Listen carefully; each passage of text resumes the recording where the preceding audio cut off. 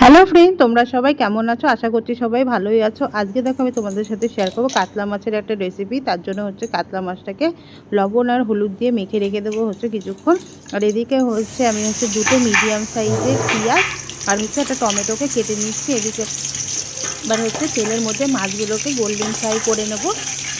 এবার হচ্ছে মাছ ভাজা তেলের মধ্যে অ্যাড করে দিচ্ছি হচ্ছে 4টে এলাচ, আর তার সাথে জিরে ফোড়ন হিসেবে দিচ্ছি, আর দিয়ে দিচ্ছি হচ্ছে মিডিয়াম সাইজের কেটে রাখা দুটো পেঁয়াজটাকে দিয়ে এটাকে ভালো করে গোল্ডেন ফ্রাই করো। তোমরা কিন্তু এর সাথে আদা আর কাঁচা লঙ্কাটাও দিতে পারো। আমার যেহেতু বাটা ছিল আমি ওই জন্য বাটা ইউজ করেছি, তোমরা কিন্তু চাইলে গোটাও দিতে পারো।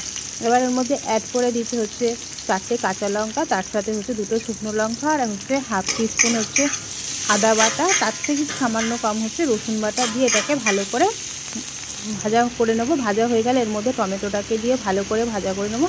টমেটো দিয়ে ভাজা হয়ে গেলে এর মধ্যে অ্যাড করে দেবো হচ্ছে হাফ চা চামচ হচ্ছে ধনের গুঁড়ো, আর হচ্ছে জিরের গুঁড়ো 1 চামচ 1 টিস্পুন, আর তার সাথে অ্যাড করে দেবো হচ্ছে চারমগজ আর হচ্ছে কাজু।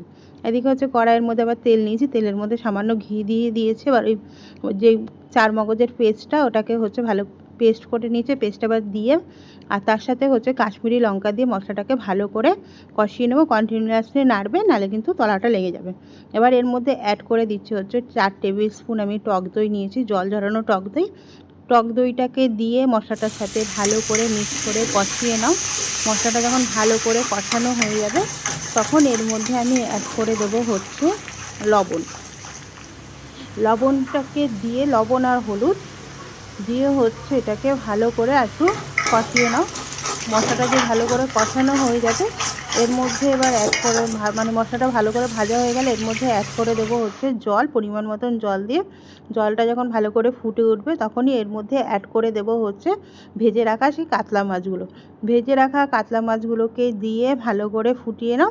এবার হচ্ছে নামানোর আগে এর মধ্যে সামান্য চিনি আর হচ্ছে উপর থেকে কাসুরি মেথি দিয়ে হচ্ছে ভালো করে মিক্সড করে।